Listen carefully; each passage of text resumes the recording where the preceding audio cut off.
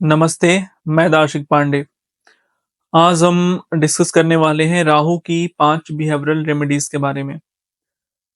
जो पिछला वीडियो मैंने बनाया था, वो राहु का 12 घरों में क्या रिज़ल्ट होता है, क्या प्रेडिक्शन होता है और क्या कुछ रेमेडीज़ हो सकती हैं, अगर राहु डिफरेंट-डिफरेंट हाउसेज़ में है तो। उसी का ये सेकंड पार्ट है। इसमें मैं कुछ बिहेवियरल रेमेडीज़ के बारे में डिस्कस करूँगा। बिहेवियरल रेमेडीज़ क्यों ज़रूरी होती हैं? क्योंकि अगर आपके व्यवहार में या फिर जो प्लैनेट डिमांड करता है, जो प्लैनेट का बेसिक नेचर है, अगर आप उसको फुलफ़िल नहीं करते हो और एक छोटा-सा एग्ज़ाम्पल देता हूँ मैं यहाँ पे। अगर आपका सूर्य कमज़ोर है और आप 10 बजे सो के जग रहे हैं, 11 बजे सो के जग रहे हैं, सूर्य आराधना नहीं कर रहे हैं, तो पहले सुबह जगना इम्पोर्टेंट है, उसके बाद सूर्य आराधना ज़रूरी है।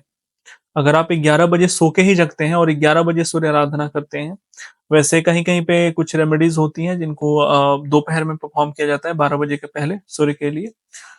वो स्पेसिफ़िक टाइम पे होता है। उसकी बात मैं यहाँ पे नहीं कर रहा हूँ। लेकिन अगर आपको सूर्य की कोई भी रेमेडी करनी है तो सनराइज़ के टाइम पे जगना और वो सनराइज़ के टाइम पे ही उसको परफ़ॉर्म करना, जब एनर्जी प्रॉपर है एनवायरनमेंट में, वो ज़्यादा इम्पोर्टेंट हो जाता है। राहु का जो एक कैरेक्टर है वो है सडन इवेंट्स देने का, इल्यूजन देने का, कंफ्यूजन देने का, एक्सट्रीम डिजायर, जो भी आपके लाइफ में डिजायर्स हैं, अगर कुछ एक्सट्रीम है उसमें से उसको राहु रिप्रेजेंट करेगा। ये सारी चीजें मैंने फिर बता रहा हूँ आपको, डिस्कस किया हुआ है पिछले वाले वीडियो में, उसको आप एक बार देख लीजिएगा। जो राहु का एक कॉन्सेप्चुअल फाउंडेशन है वो क्लियर हो जाएगा। तो राहु के पास आप देखेंगे, राहु के पास सिर्फ हेड है, उनके पास धड़ नहीं है, उनके पास शरीर नहीं है। तो राहु की सबसे बड़ी जो खासियत होती है, राहु का अगर कोई इल इफेक्ट होता है, तो उससे जो हम कर्म करते हैं, उस कर्म में फाउंडेशन मिसिंग होता है, उस कर्म में जो भी एक प्रिपरेशन करना चाहिए हमें, है ना? वो मिसिंग होता है। हम सीधे लक्ष्य पे फोकस करते हैं या फिर उसका लास्ट रिजल्ट क्या होगा, उस पे फोकस करते हैं और जो प्रिपरेशन होना चाहिए, उसको भूल जाते हैं। तो ये था एक छोटा-सा इंट्रोडक्शन बिहेवियरल रेमेडीज़ का। जैसा मैंने अभी डिस्कस किया, आप पिछली वीडियो देख लीजिएगा, उसमें राहु के बारे में मैंने काफ़ी सारी चीज़ें डिस्कस की हैं, जो यहाँ पे मैं नहीं डिस्कस कर रहा हूँ। यहाँ पे सिर्फ़ और सिर्फ़ रेमेडीज़ डिस्कस करने वाला हूँ मैं। और जो भी मैं यहाँ पे रेमेडीज़ डिस्कस करने वाला हूँ, वो कोई ऐसा नहीं है कि मैंने नंबरिंग की हुई है। मुझे रेमेडीज़ मुझे पता है, मुझे याद है। मैं जो भी मेरे दिमाग में फटाफट आते जाएगा, जैसे जो मैं कंसल्टेशंस में समझाता हूँ या फिर कंसल्टेशन के बाद जो मैं रेमेडीज़ प्रैक्टिस करने के लिए देता हूँ। कंसल्टेशन में कई बार आपको समझाना पड़ता है। कंसल्टेशन इज़ नॉट लाइक कि मैंने पास्ट प्रेडिक्ट कर दिया और फ्यूचर बता दिया और बस हो गया। उसमें बहुत सारी चीज़ें आपको बतानी होती हैं। कुछ लोग बिल्कुल बच्चे जैसे बिहेव करते हैं या फिर कुछ लोग बच्चों से ऊपर भी बिहेव करते हैं। बच्चे तो फिर भी समझ जाते हैं और कोई एडल्ट है, जो हठी है, वो नहीं समझेगा आपकी बात, वो आपसे तर्क करता रहेगा। तो बहुत सारे लोगों को समझाना पड़ता है, जो मैं कंसल्टेशन में समझाता भी हूँ। तो वो सारी चीज़ें मुझे पता है और मैं बिना किसी नंबरिंग के डिस्कस करते चलूँगा, जो मुझे याद आएगा। हो सकता है कि मैं पहले नंबर पे कोई रिलीजियस रेमेडी बताऊँ, दूसरे नंबर पे कोई बिहेवियरल रेमेडी फूड की बताऊँ, फिर तीसरे नंबर पे कुछ और बता दूँ। इसमें ऐसा कोई ये नहीं है कि जो पहले नंबर पे है वो बहुत इम्पोर्टेंट है, जो लास्ट है वो उसमें कुछ ऐसा उसका कोई इम्पोर्टेंस नहीं है। तो जो भी मुझे मेरे ध्यान में आएगा, वैसे मैं इसको डिस्कस करते हुए चलूँगा, विदाउट एनी नंबरिंग। आप जो भी इसमें से परफॉर्म कर पाइएगा वो करिएगा और फीडबैक कुछ दिन बाद इस वीडियो के कमेंट में मेंशन कर दीजिएगा। तो जो पहली रेमेडी है, वो है आपके सराउंडिंग से जुड़ी हुई, जहाँ पे भी आप रहते हैं। आपका कमरा हो सकता है, आपका फ्लैट हो सकता है, आपका घर हो सकता है। उसको गंदा मत रखिए, मेसी मत रखिए। राहु के लिए कहा जाता है सनिवत राहु और केतु के लिए कहा जाता है कुजवत केतु। तो जो राहु के गुण हैं या फिर जो काम करने का तरीका है, जो लक्ष्य साधने का तरीका है, वो कुछ-कुछ शनि जैसा होता है। ये एक अलग कॉन्सेप्ट है, शनिवत राहु कुजवत केतु, इस पे हम किसी और दिन डिस्कस कर लेंगे। फिलहाल मैं रेमेडीज पे फोकस करता हूँ। तो जो शनि के कैरेक्टरिस्टिक्स हैं, उनको अगर आप पहले सॉर्ट आउट करते हैं अपने लाइफ में, अगर आपको लग रहा है कि आप उतनी साफ-सफाई से नहीं रहते हैं, आपके सराउंडिंग्स में उतनी साफ-सफाई नहीं है, या फिर जो भी आपके आस-पास का सामान है, जो भी आपके आस-पास का एरिया है, वो क्लटर्ड है बहुत ज़्यादा। जैसे आप जिस टेबल पे काम कर रहे होंगे, उस पे बहुत सारी वायर्स हैं। आज हम सभी लोग बिना कंप्यूटर, बिना लैपटॉप, बिना टैबलेट के काम नहीं कर पाते हैं। तो अगर आपको लगता है कि बहुत सारी चार्जिंग केबल्स और बहुत सारी चीज़ें टेबल पे बिखरी हुई हैं, या आस-पास बहुत ज़्यादा सामान बिखरा हुआ है, गंदगी है, तो उसको साफ करिए। जिस बेड पे आप सोते हैं उसको प्रॉपर्ली क्लीन रखिए। जो कपड़ा आप पहनते हैं उसको नीट एंड क्लीन रखिए। जो भी आपको रिसोर्सेज भगवान ने दिए हैं उनका यूज़ करिए। अपने शरीर का प्रयोग करिए, कपड़ों पे साफ-सफाई रखना, अपने सराउंडिंग्स को साफ रखना। ये आप एश्योर करिए कि सारी चीज़ें बिल्कुल अरेंज्ड हों, साफ हो। एटलीस्ट आपके पास जितना टाइम है, अगर आपके पास टाइम नहीं है, आप बहुत बिज़ी हैं, तो यू कैन हायर मेड। आप किसी को हायर कर सकते हैं जो आपके बिहाफ़ पे वो सारा काम करे। आपके आपके घर की साफ-सफाई करे, आपके कपड़ों को साफ करे। अगर आपके पास टाइम नहीं है तो, अगर आपके पास टाइम है तो आप खुद से करिए। तो जो पहली रेमेडी थी वो ये थी। अब हम बात करते हैं दूसरी रेमेडी के बारे में। जो दूसरी रेमेडी है वो है फूड बिहेवियर्स के बारे में। आज के टाइम में फास्ट फूड बहुत ईज़िली एक्सेसिबल है, या फिर पैकेज्ड फूड बहुत ज़्यादा आपके एक्सेस में है ईज़िली। तो कोशिश करिए कि जितना कम से कम आप फास्ट फूड फूड खा सकते हैं। अ, उसके अलावा अल्कोहल और नॉन-वेज, ये जो 2 चीज़ें हैं, आप देखेंगे जो लोग भी राहु दशा में होते हैं और राहु उनका कहीं भी ऐसे प्लेसमेंट में है जो एडिक्शन दे सकता है। मेरे पास अभी लेटेस्ट में 2 चार्ट्स हैं। एक में राहु है स्कॉर्पियो में, थर्ड हाउस सबकॉन्शियस माइंड, और राहु जो है वो एडिक्शन के भी कारक होते हैं। तो अब 2 साल में वो दशा खत्म होने वाली है उनकी राहु की, लेकिन वो लगातार 16 साल से उस जो एडिक्शन का एक जाल है, उससे नहीं निकल पा रहे। इसके अलावा और भी बहुत सारे चार्ट्स हैं जहाँ पे राहु की दशा में प्रोमिनेंटली जो एडिक्शन वाला पार्ट है वो देखने को मिला है। तो अगर आपके पास ऐसी कोई आदत है, या आपको लगता है कि आप इस चीज़ के प्रोन हैं, तो इस चीज़ का ध्यान रखिए और अपने बिहेवियर के थ्रू उस बाउंड्री को ब्रीच मत करिए, है ना? ताकि ऐसी चीज़ें आपके पास आएँ। तो जो दूसरी रेमेडी है वो है फूड हैबिट्स। कोशिश करिए सात्विक फूड खाइए। एटलीस्ट अगर आप बहुत ज़्यादा सात्विकता को मेंटेन नहीं कर सकते हैं, जो कि आज के समय में बहुत मुश्किल है, तो जो तामसिक भोजन होता है एटलीस्ट उसको कम करिए। फास्ट फूड बहुत लिमिटेड खाइए, लहसुन-प्याज़ को बंद करिए, उसको अगर एटलीस्ट आप अपने घर में खाना तो बंद कर सकते हैं, बाहर आप कहीं जा रहे हैं तो वो हो सकता है कि आपकी एक मजबूरी है वहाँ पे ऑफ़िस के वजह से, या फिर किसी और पार्टी में, या फिर कहीं और अगर आपको खाना पड़ रहा है, तो वहाँ आप कंज़्यूम कर सकते हैं, बट एटलीस्ट कोशिश करिए कि घर में आप ना लेके आएँ इन सारी चीज़ों को।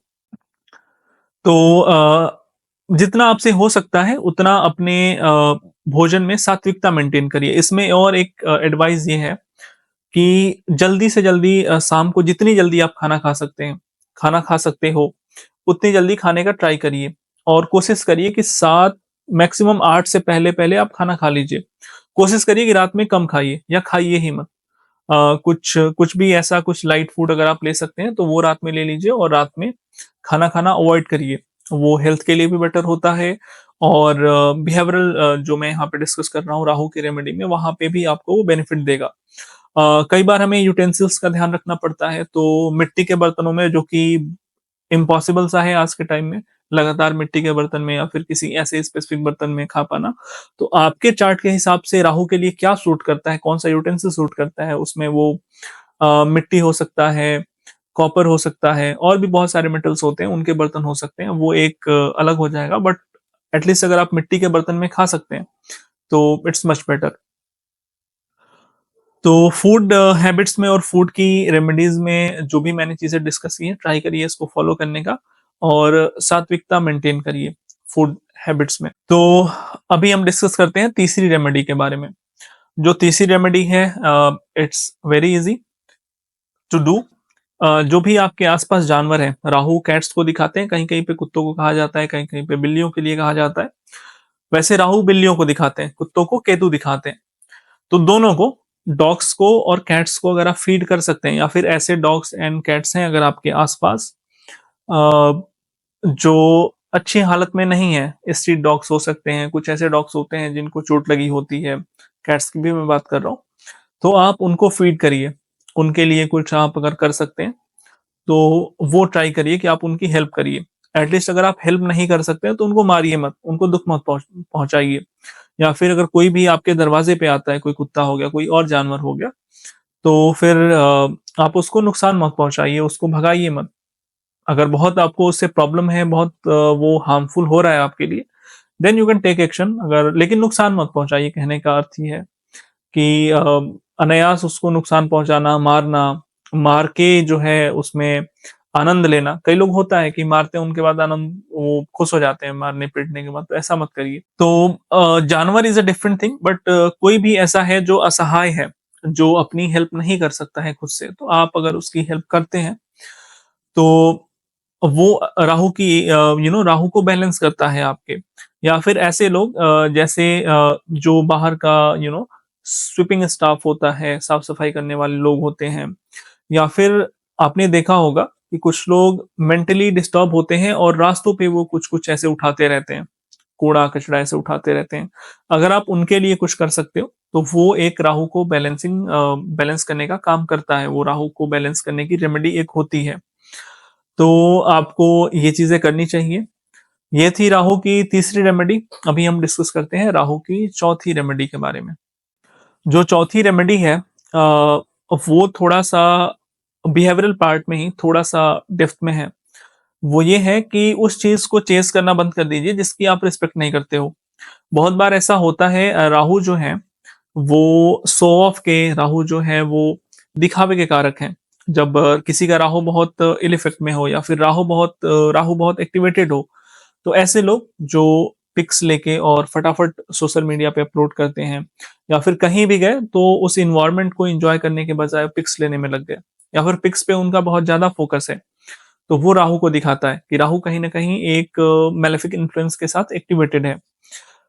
इसके अलावा ऐसे लोगों के लिए एक दिक्कत मैंने और देखी है। अभी कुछ दिन पहले की ही बात है। मैं उनके साथ गया था, और वो एक बिहेवियरल रेमेडी कह सकते हैं, या फिर मंदिर से कुछ सामान लाना था। वो मैंने बोला वो एक रेमेडी थी राहु की ही। और जब राहु कोई भी आप इससे ये समझ सकते हैं कि अगर कोई भी प्लैनेट आपको गलत प्रभाव दे रहा है बहुत ज़्यादा, तो इंसान रेमेडीज़ भी उसको बहुत फ़ोर्स करके करवानी पड़ती हैं। तो मैंने उनको वो दिया कि ये सामान है और मंदिर से आप लेके घर जाइए और आप इसको अपने घर पे रखिएगा। तो रास्ते में पहले उस सामान को तोड़-मरोड़ दिया गया, कुछ भी करके। अब उसे हम डेस्टिनी कह लें या फिर उनका बिहेवियर कह लें, जो कह लें। फिर वो सामान छूट गया। वो अपने साथ नहीं लेके जा पाए घर पे। तो जब भी कोई प्लैनेट अगर आपको परेशान कर रहा है, अगर आप बहुत अगर कोई फ़ोर्स करने वाला आपको नहीं है, और आप खुद से अगर नहीं ट्राई करेंगे, बार-बार अपने आप को नहीं समझाएँगे कि मुझे रेमेडी करनी है, तो रेमेडी करना इम्पॉसिबल सा हो जाता है। तो राहु जो है, वो पिक्स के, या फिर जो भी हम सोशल मीडिया पे बहुत ज़्यादा शो ऑफ के लिए एक्टिवेटेड रहते हैं, उसको शो करते हैं।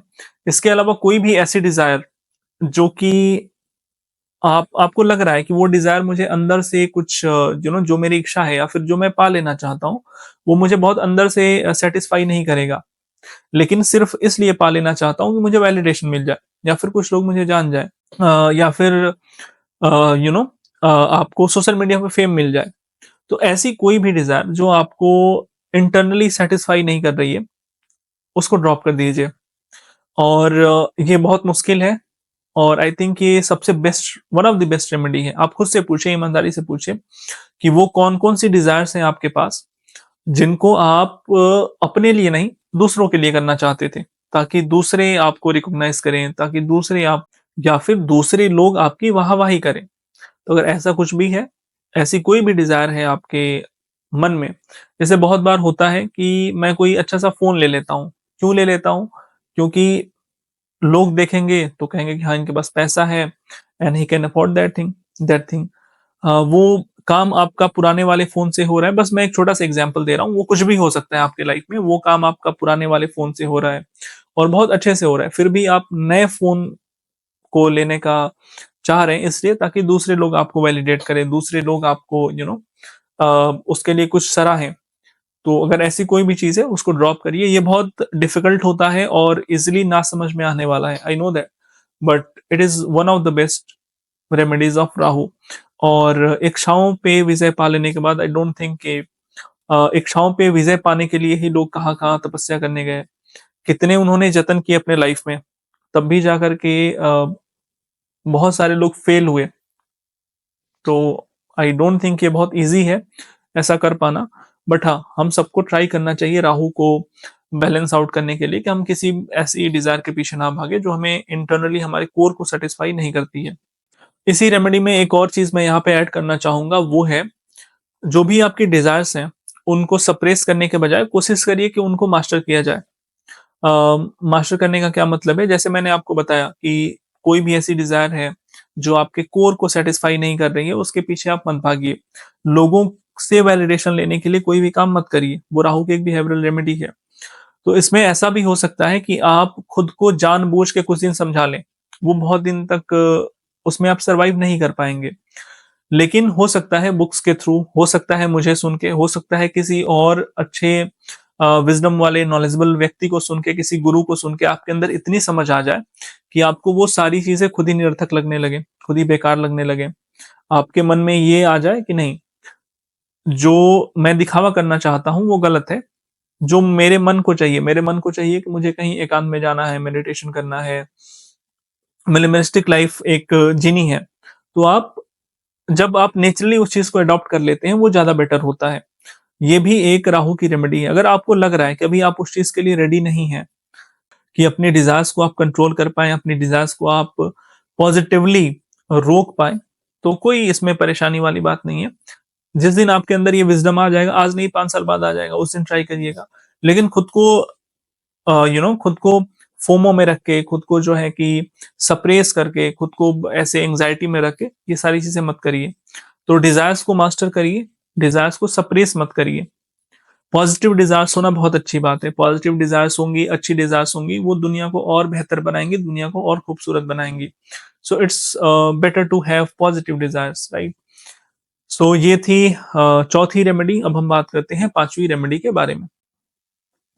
जो 5वीं रेमेडी है वो है, देखिए राहु को क्या है, राहु को जो रूल्स हैं वो ब्रेक करना पसंद है। आप देखेंगे राहु दशा में ऐसे-ऐसे काम करते हैं लोग। अगर उनको कोई लग रहा है कि मुझे ये काम करना है, अगर वो काम लीगली नहीं हो रहा है, तो ट्राई करेंगे इल्लीगली हो जाए, इल्लीगल तरीके से मैं उसको कर लूँ। उसमें जितने भी हथकंडे अपनाए जा सकते हैं, चाहे वो कुछ भी हो जाए। उन्हें जेल जाना पड़े या फिर कुछ और हो जाए, वो सारे प्रयास, वो सारे जतन किए जाते हैं जिससे वो काम कैसे भी हो जाए। वो लीगल है, इल्लीगल है, डज़न्ट मैटर। राहु सारे रूल्स ब्रेक करना चाहता है। लियो में बैठा है तो लियो के तरीके से, कैंसर में बैठा है तो उसकी सिग्निफिकेशंस को लेके, लेकिन वो रूल्स ब्रेक करेगा उस एरिया में। तो कोशिश करिए कि बिल्कुल मोरालिटी और एथिकैलिटी के साथ रूल्स को ब्रेक करिए।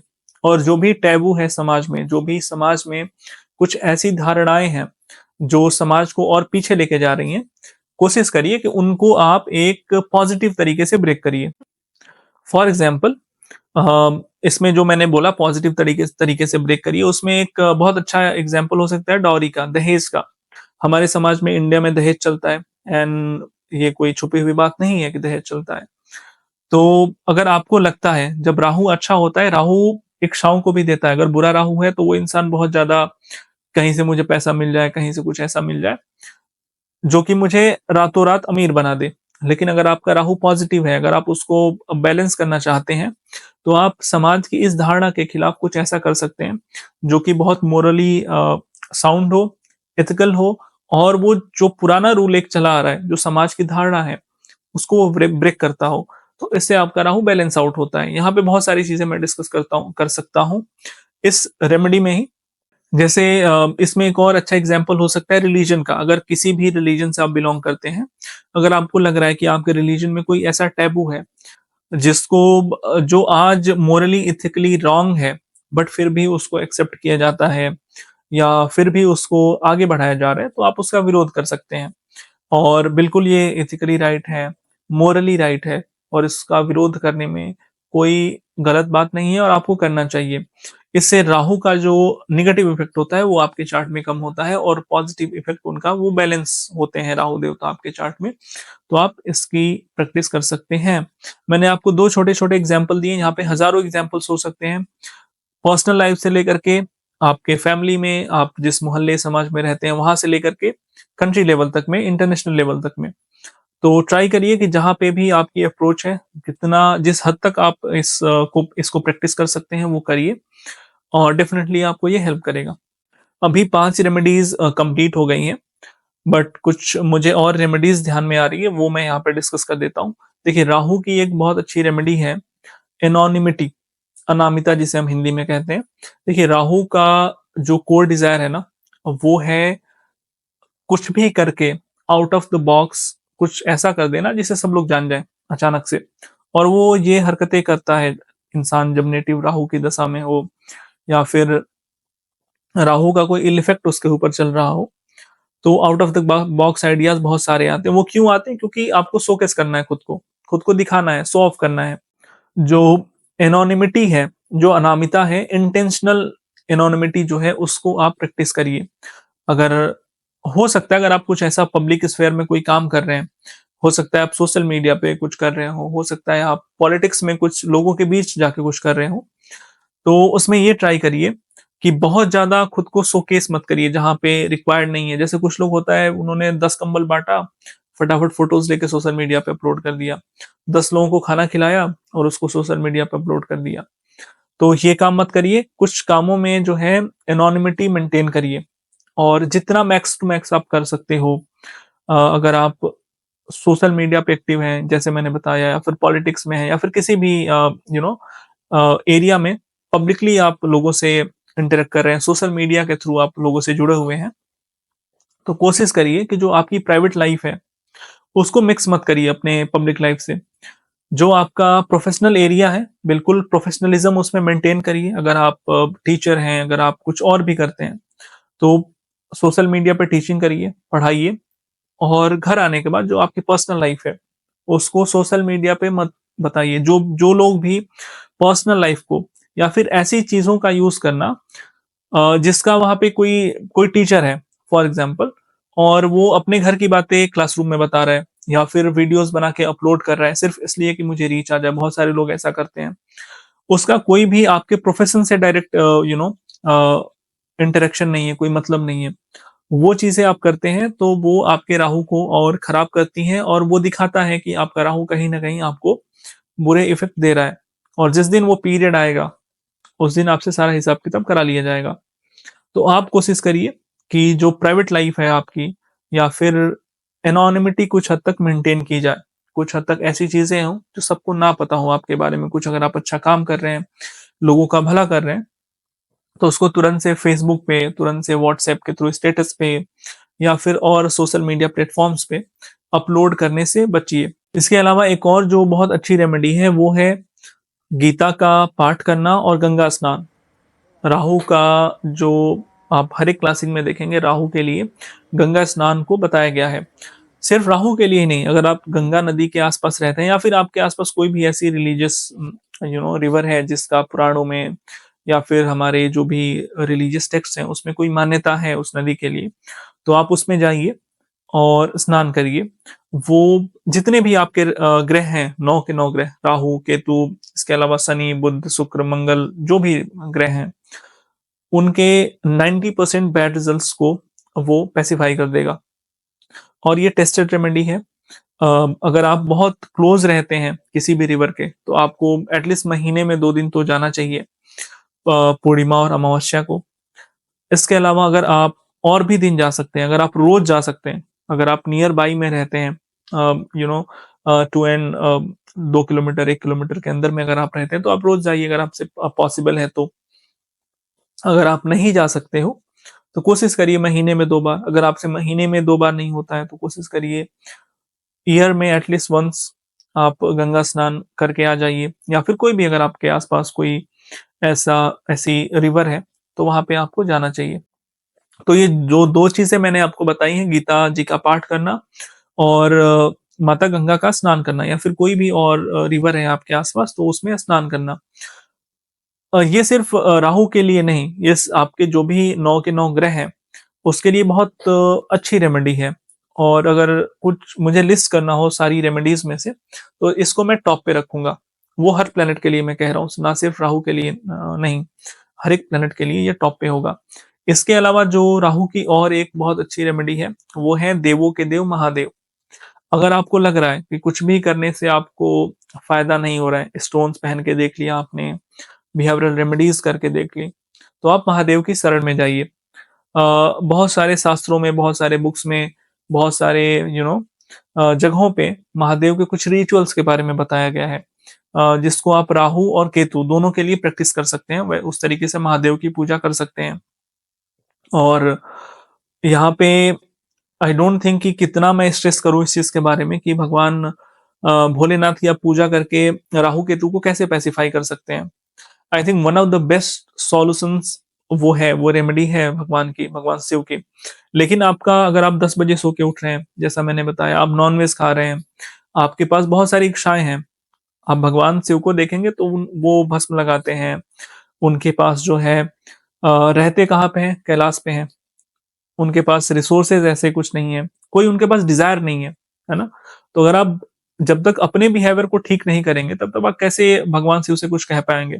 भगवान शिव के सामने कैसे आप खुद को डिवोट कर पाएँगे, इतनी इच्छाओं को लेकर के? उनके सामने डिवोशन का मतलब ये है कि आपके पास उतनी इच्छाएँ नहीं होनी चाहिए।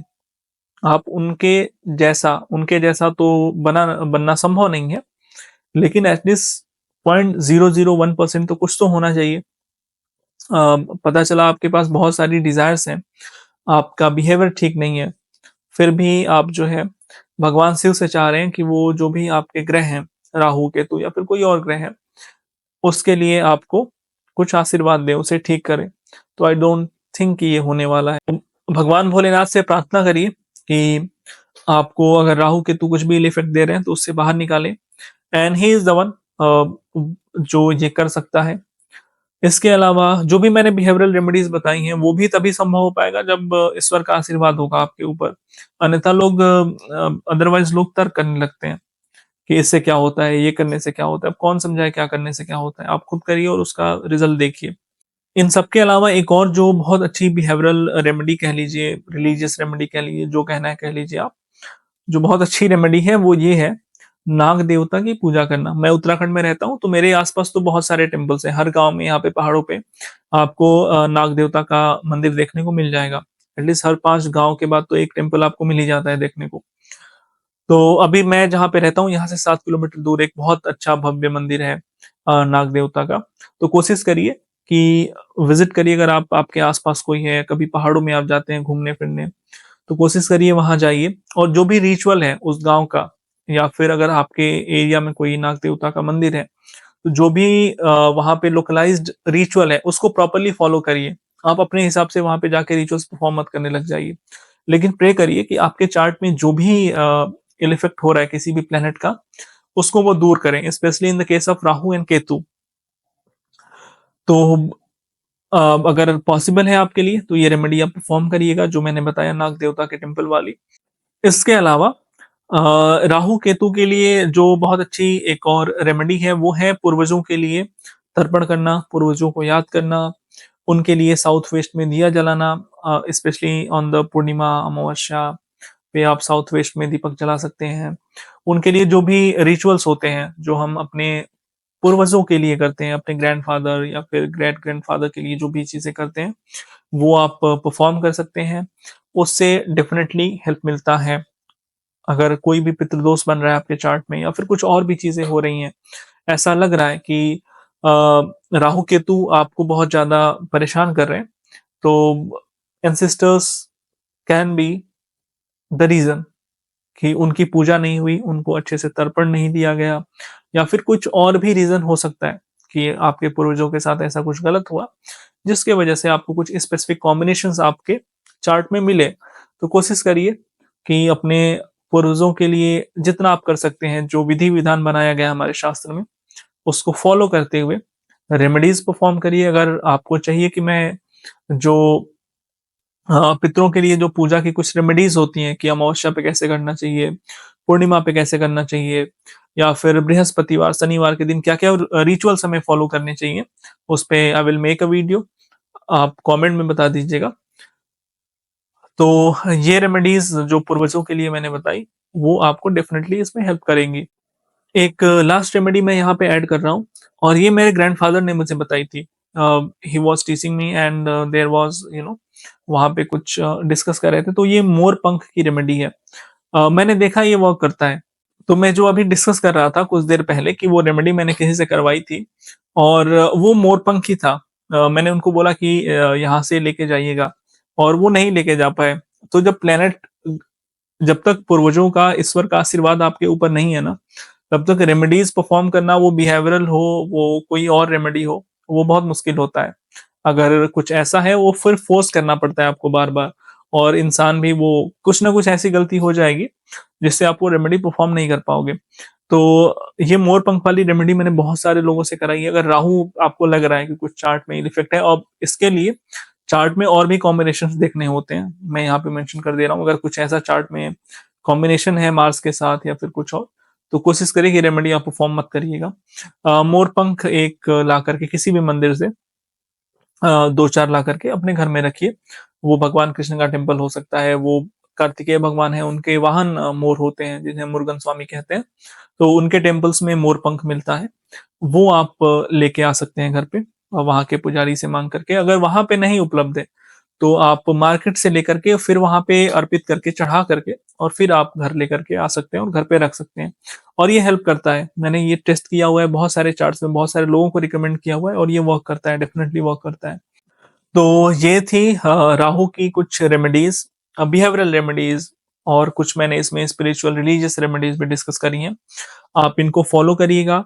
डेफ़िनिटली आपको इन रेमेडीज़ से फ़ायदा होगा और जो राहु का इफ़ेक्ट है आपके चार्ट में, वो धीरे-धीरे बैलेंस आउट होगा, धीरे-धीरे कम होगा और आप एक अच्छा जीवन जी पाएँगे, एक बैलेंस्ड जीवन जी पाएँगे। जो भी आपके लाइफ़ में प्रॉब्लम्स हैं, इन रेमेडीज़ से डेफ़िनिटली धीरे-धीरे, वो चाहे हेल्थ प्रॉब्लम्स हो, मैरिटल लाइफ़ में हो, कुछ और हो, पैसे की प्रॉब्लम भी हो, तो वो धीरे-धीरे करके कम होगी। तो आप इन रेमेडीज़ को प्रैक्टिस करिए और अगर इससे डेफ़िनिटली आपको फ़ायदा होगा, फीडबैक इसी वीडियो के कमेंट में कुछ दिनों बाद आप ड्रॉप कर सकते हैं। Thank you so much.